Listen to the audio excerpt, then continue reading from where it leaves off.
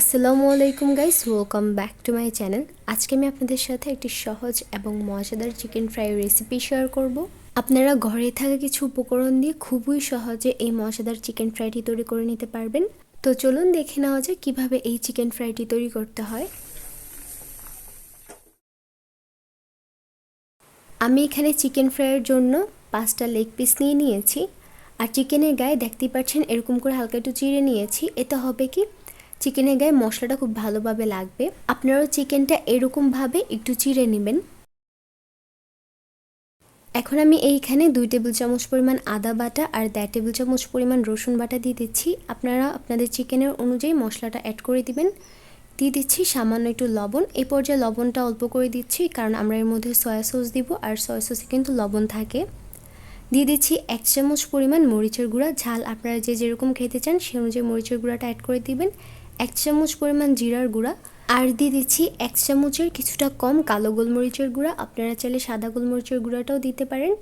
দিয়ে দিচ্ছি 3 টেবিল চামচ পরিমাণ সয়া সস, 2 টেবিল চামচের মতো লেবু রস দিয়ে দিচ্ছি। আর এর মধ্যে অবশ্যই লেবু রসটা দিবেন, এতে কিন্তু চিকেনের মধ্যে একটি সুন্দর ফ্লেভার আসবে।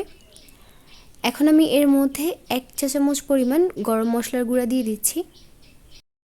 এখন এর মধ্যে একটা ডিম দিয়ে দিচ্ছি।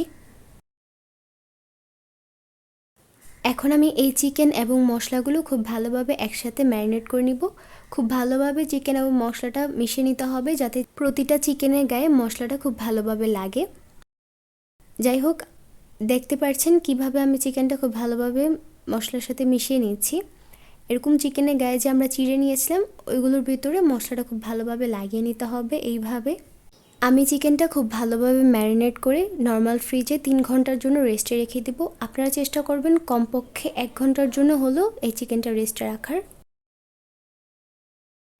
প্রায় 3 ঘন্টা পর চিকেনটা ফ্রিজ থেকে নামিয়ে নিয়েছি। এখন আমি এর মধ্যে 1/3 কাপ পরিমাণ ময়দা দিয়ে দিচ্ছি।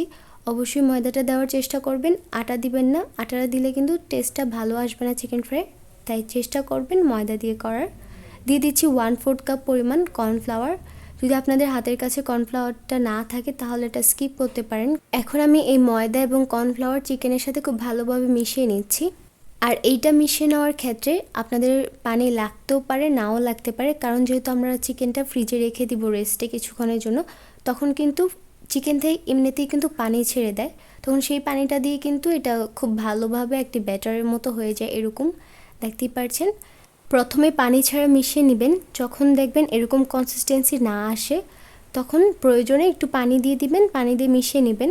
আর দেখতেই পাচ্ছেন এর কনসিস্টেন্সিটা ঠিক কীরকম হয়েছে, এরকম কনসিস্টেন্সি হতে হবে। আদারওয়াইজ কিন্তু চিকেনটা ভাজলে ভালো হবে না, অথবা চিকেনের গায়ে ময়দার কোটিংটা লেগে থাকবে না যদি বেশি পাতলা করে ফেলেন। আর যদি কনসিস্টেন্সিটা খুব বেশি পাতলা মনে হয় তখন আরেকটু ময়দা অ্যাড করে দিবেন, দিয়ে মিশিয়ে নেবেন। এখন আমি চিকেন ফ্রাইটা ভাজতে চলে যাব। ভাজার জন্য চুলার উপর একটি ফ্রাই প্যানের মধ্যে আমি তেল দিয়ে দিয়েছি। তেলটা আগে থেকে গরম করে নিতে হবে, আর এটা কিন্তু ডুবো ডুবো তেলে ভাজবেন। আর চিকেন ফ্রাইটা ভেজে নেওয়ার জন্য কিন্তু তেলটা আগে খুব ভালোভাবে গরম করে নিতে হবে।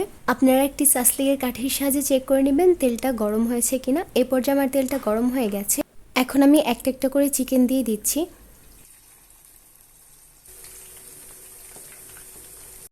চিকেনটা তেলে দেওয়ার পরপরই চুলার আঁচটা মিডিয়ামে করে দিব, আর চুলার আঁচ মিডিয়ামে রেখে এই চিকেনটা ভেজে নিতে হবে। আমি চিকেনের এক পাশ প্রায় 4 মিনিটের মতো ভেজে নেব, আর এর মধ্যেই কিন্তু এর নিচের অংশটা লালচে কালার চলে আসবে। দেখতে পাচ্ছেন এর নিচের অংশটা প্রায় লালচে কালার চলে এসেছে। এখন আমি চিকেনটা উল্টিয়ে দিচ্ছি, উল্টিয়ে দিয়ে অপর পাশটা আমি লালচে কালার করে ভেজে নিচ্ছি। এরকম করে চিকেনগুলো খুব ভালোভাবে উল্টিয়ে পাল্টিয়ে 2 পাশ লালচে কালার করে ভেজে নিতে হবে।